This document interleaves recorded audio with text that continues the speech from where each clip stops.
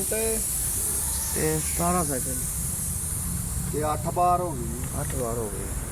100 ਦੱਸਿਆ ਕਰੋ।